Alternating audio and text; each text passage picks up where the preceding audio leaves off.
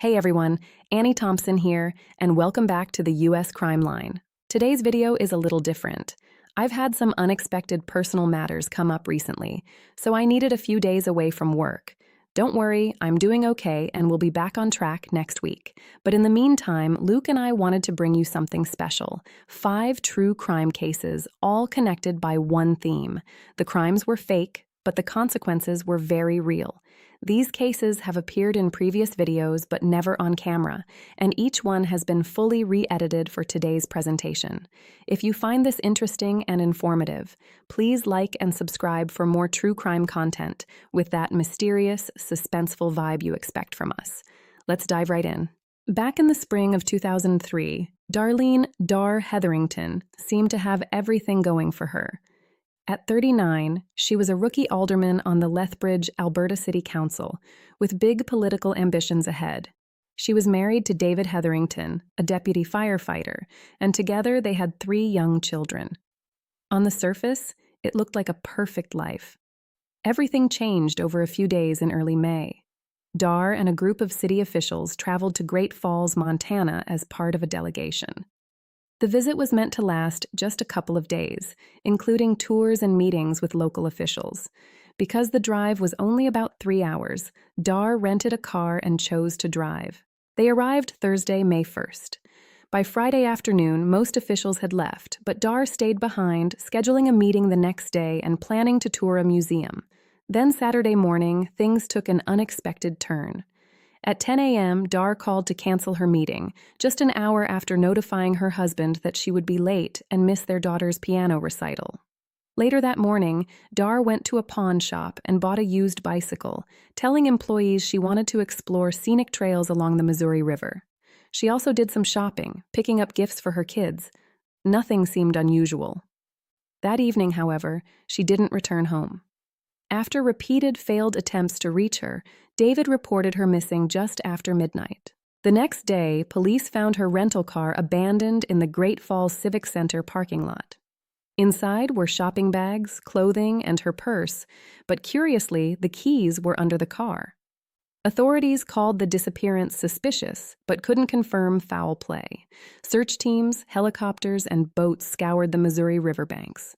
Then, on the night of May 6th, Las Vegas police were called to the Treasure Island Hotel and Casino regarding a distressed woman not registered as a guest, behaving suspiciously. The woman was Dar Hetherington, missing for more than 3 days and over 1,000 miles away. Dar told police a chilling tale. She had been kidnapped, drugged, and sexually assaulted multiple times. She wanted to press charges but was uncooperative with police, at first claiming memory loss, then exhaustion. She was taken to a hospital but refused a thorough examination. Observers noted she appeared physically healthy. Strange still, she left Las Vegas quickly, flying back to Great Falls without further police contact. On May 8th, authorities charged Dar with giving false information. During interviews with Great Falls police, her story began to unravel. Initially, she told them the same kidnapping story as in Las Vegas, claiming she'd been riding her bike when abducted by an unknown man. Later, she said she'd met a married man from Alberta, agreed to travel with him to California, and was assaulted during the trip. Police didn't believe either version. They suspected Dar was having an affair. Dar denied confessing to lying and claimed police coerced her while she was exhausted. Public opinion turned against Dar. Headlines spread across Canada and the U.S. Many felt they had been deceived, especially after it was revealed Great Falls police spent about $15,000 searching for her. David, her husband, had mixed feelings. He believed her disappearance was an emotional break caused by work stress, but also thought something terrible might have happened. He cited bruises he had seen immediately after she was found, though these claims were unsubstantiated. Prosecutors offered a plea deal. The false information charge would be dismissed if Dar stayed out of trouble for a year and sought psychiatric treatment. She agreed and signed. Back in Lethbridge, Dar faced calls to resign from the city council but initially refused. Then, in June, police charged her with public mischief linked to stalking allegations. Months before the Great Falls trip, Dar had reported receiving disturbing messages from an unknown man at City Hall, which escalated from compliments to obsessive, lewd comments. She also claimed to have received typewritten letters at her home from the stalker. Police had been suspicious of these claims even before the kidnapping incident. The night before her trip, they asked her to take a polygraph test about the letters and hand over her computer, both of which she resisted. At trial, evidence showed undercover officers had monitored the Hetheringtons for months. Cameras were placed on their property. When Dar claimed a letter was left at her back door, she changed her story after learning about the camera there, saying she found it on her car windshield instead. She had been seen reading books about stalkers and serial killers at the public library, and one of her letters contained a direct quote from one of those books. The most damning evidence came from David. He had contacted police months earlier, expressing doubts about the stalking story and suspicion of an affair due to behavioral changes, including buying new lingerie. He also provided a disc containing typewritten letters matching those sent to Dar. The letters had spelling errors Dar frequently made.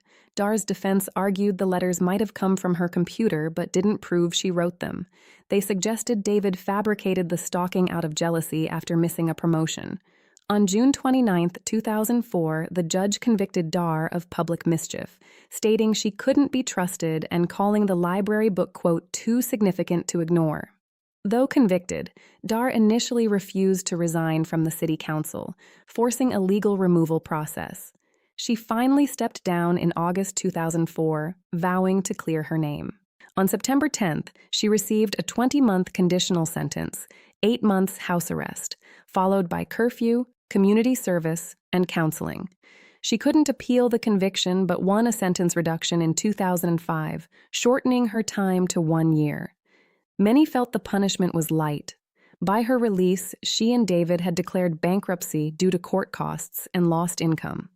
What happened to them afterward is unknown, but it's likely they sought privacy after the intense media attention. Moving on to March 22, 2005, Ana Ayala went to Wendy's in San Jose, California, with her husband Jamie. She ordered chili and, after a few bites, caused a scene, claiming there was a severed human fingertip in her food. The story went viral. Ana appeared on news programs sharing her horrifying experience. The public was understandably horrified, especially since a similar finger incident had happened at Applebee's a year earlier. Wendy's faced a PR nightmare, with sales dropping, especially in the San Francisco Bay Area. The company said no employees or suppliers had injuries matching the finger. Ana and Jamie hired a lawyer and filed a lawsuit, but police found red flags. Ana had filed at least 13 civil suits in California and Nevada, ranging from harassment to vehicle defects to food poisoning claims, many dropped or dismissed. Tests showed the finger hadn't been bitten or cooked in the chili. Wendy's offered a $100,000 reward for information.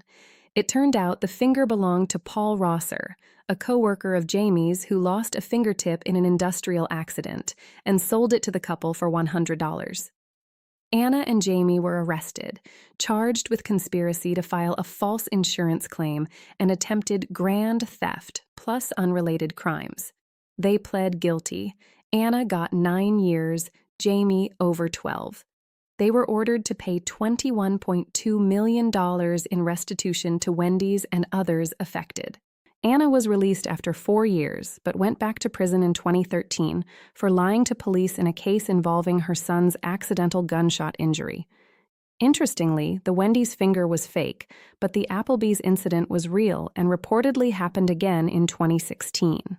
Next, April 26, 2005, Duluth, Georgia. Jennifer Carol Wilbanks went for a jog and didn't return. Her fiancé, John Mason, called police 2 hours later. Jennifer was set to marry in 4 days, with over 600 guests invited. A large search ensued, with 250 people combing the area. Media coverage grew, with hair clumps and clothing found nearby fueling speculation. On April 28th, police declared the case a criminal investigation involving the FBI and Georgia Bureau of Investigation. A $100,000 reward was offered.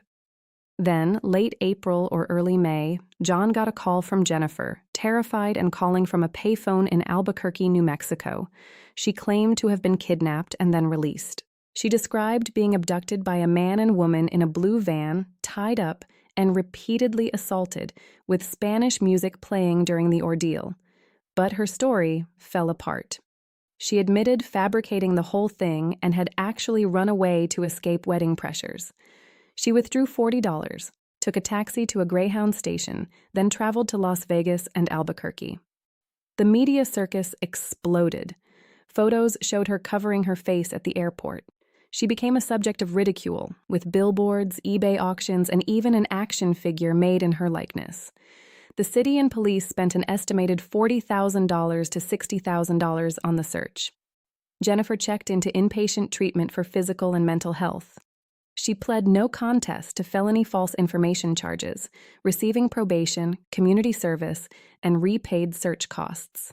John initially supported her, but they broke up within a year, filing lawsuits that were later dropped. Jennifer remarried but divorced after 11 years.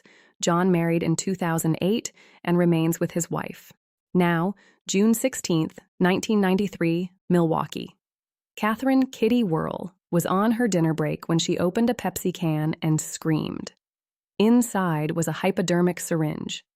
This wasn't isolated. Reports of foreign objects in Pepsi cans flooded in nationwide. Screws, bullets, drugs, and goo.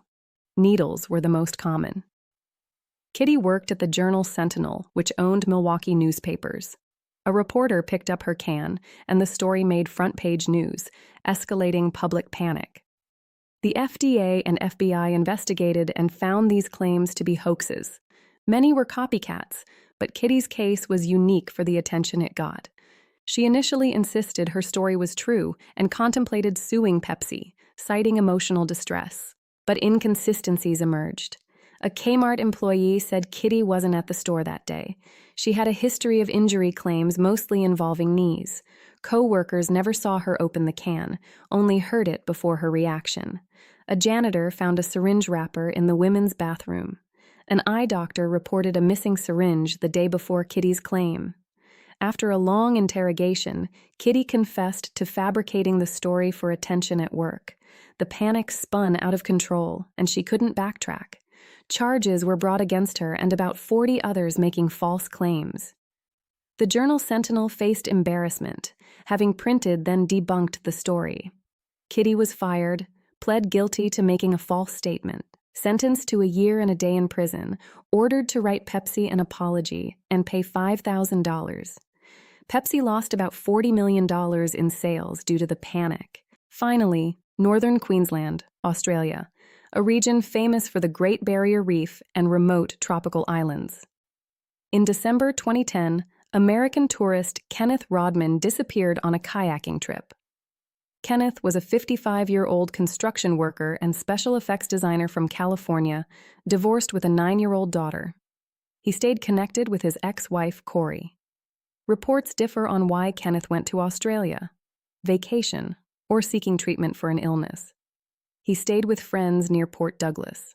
On December 21st, he set out in a green kayak, planning a 200-kilometer trip south to Cardwell, then vanished. Friends and family grew worried. Police searched, noting crocodile-infested estuaries and deadly box jellyfish.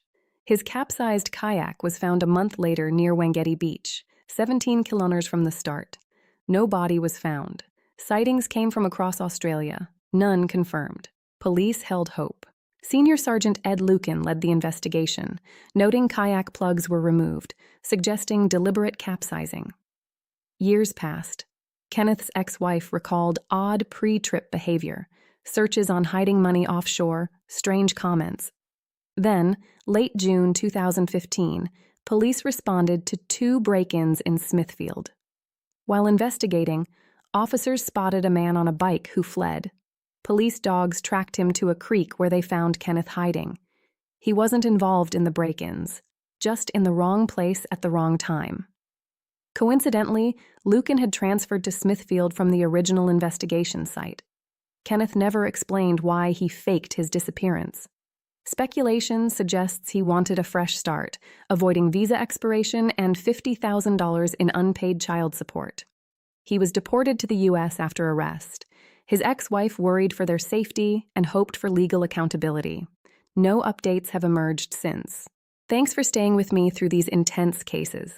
Luke and I appreciate our amazing community here at the U.S. Crime Line. If you enjoyed this video, please like and subscribe and hit the notification bell so you never miss an update. Thanks again for watching, stay safe, and we'll see you soon.